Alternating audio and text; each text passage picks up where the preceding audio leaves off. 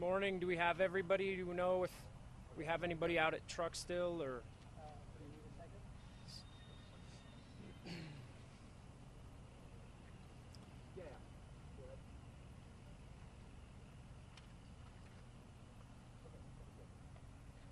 Is everybody good?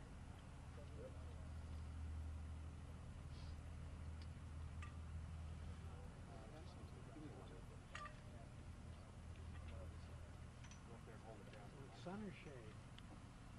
Perfect. Okay. Okay.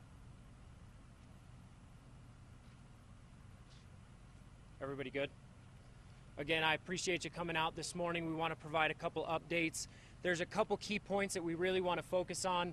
We really need your help in getting two tidbits out.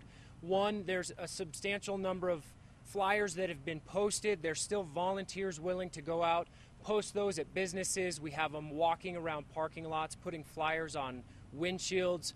The information we want to get updated, there's a lot of discussion about her clothing, the clothing that she left her home when she was on her way to school. In the amount of time since then, there's likelihood that she's changed clothes. We don't want to focus on the clothing, so we don't want to focus on that black jacket and blue jeans.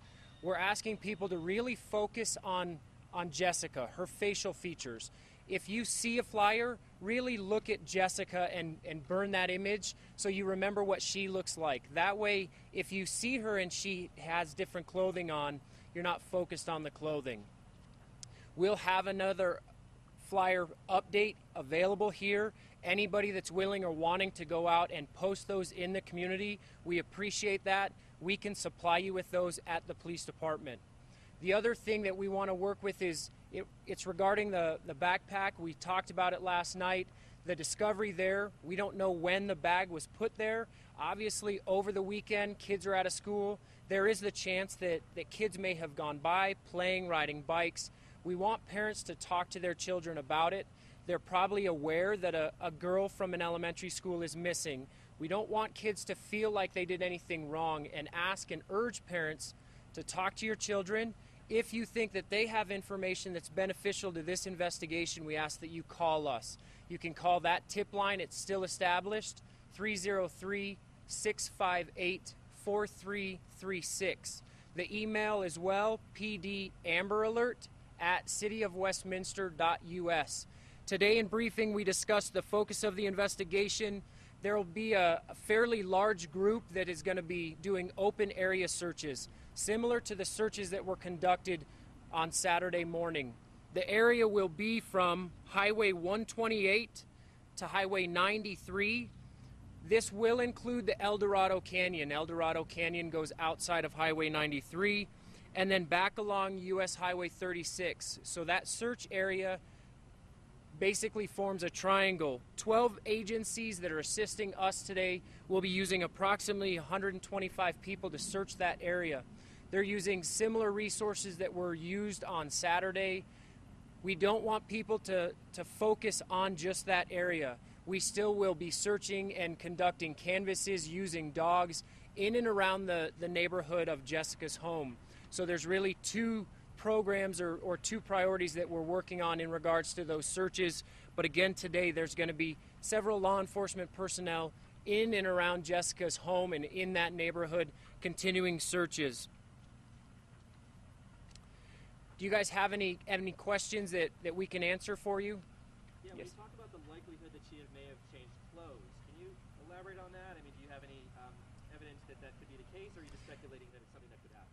When we refer to clothes, we're only talking that she left for school on Friday. We're now into Monday, so the likelihood is that she may have a different clothing, different jacket, different items on, so we don't want people to focus on the clothing.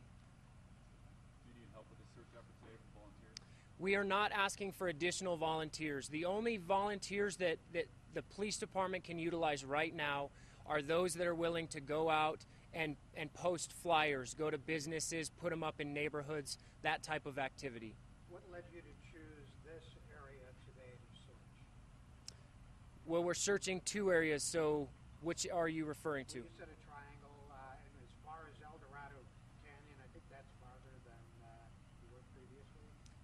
It's It's in relation to the area of the Rock Creek subdivision.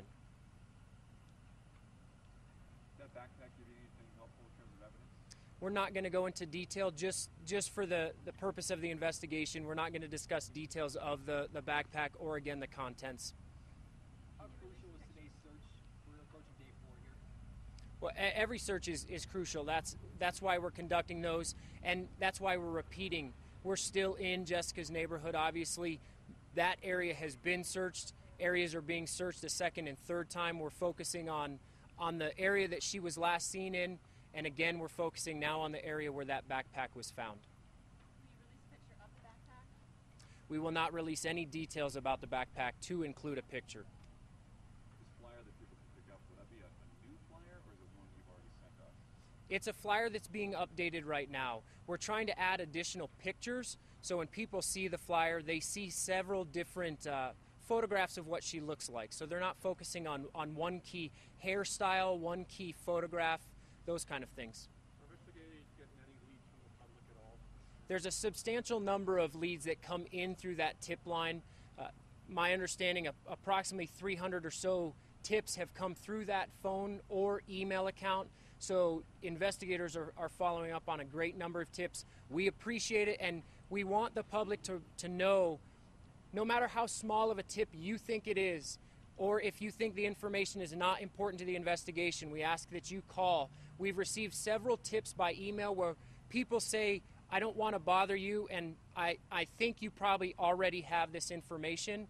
We would ask, give that to us. We may not have it. That might be a crucial piece of evidence that helps in the investigation. Any suspects at this point?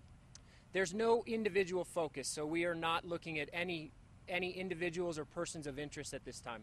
Did Jessica normally travel with a cell phone? We're not talking about cell phones or her activity, partly because I don't have confirmation on some of those details. Early on, I think you mentioned in a press conference or statement a child custody dispute or a fight. I'm not sure how you characterize it. But we have some of the other family in Missouri saying, no, this is not a custody fight. It's not a dispute. It's only a child support issue. So do you want to just clarify that, or where you heard that from, or what that's about? That was information we received during the initial report. We're not going into detail about the specifics. It was referred to us as there was a father living out of state, and there was some child custody issues that involved a court out there, but the specific details, that was just information that came to us at the onset of the investigation when she was originally reported missing to law enforcement. Was it called a fight or a dispute, or just, I just want to know what it was exactly referred to? I don't know what term. It was a child custody concern that was involving the father in out-of-state court. The specific details, I don't know. Okay, thank you. Should the people in the area be concerned about a random child abducted on the loose? We're not getting any indication of that, but we have taken steps to show the community, make the community recognize that we're taking this very seriously. Today there's police officers in Westminster and surrounding communities at every elementary school. We want parents to recognize that it's important for them to talk to their children, for them to recognize safety issues, and take that a step to make sure that the children know specific information. They know their name and their address. They know phone numbers. They know who is okay to talk to, who's considered a stranger. So we're working several of those educational pieces as well. You say you're not focusing on any one individual or anything like that, and then you just said that parents shouldn't be necessarily worried about some random person out there abducting kids. I'm trying to make that connection. How can you say both things? Well, we don't have reason to believe that there's a person that is going around abducting children. We are working a case, but at this time we don't have information to believe that there's going to be another abduction. We are taking precautionary steps. That's why we're putting law enforcement officers at elementary schools, and we're trying to convey to parents that talking to their children, making sure the children understand normal daily safety procedures, that's nothing different or new for the police department. I'm going to go inside again and talk to our command post. I will tweet again to you guys to let you know when we're going to have more information available for you. Thank you.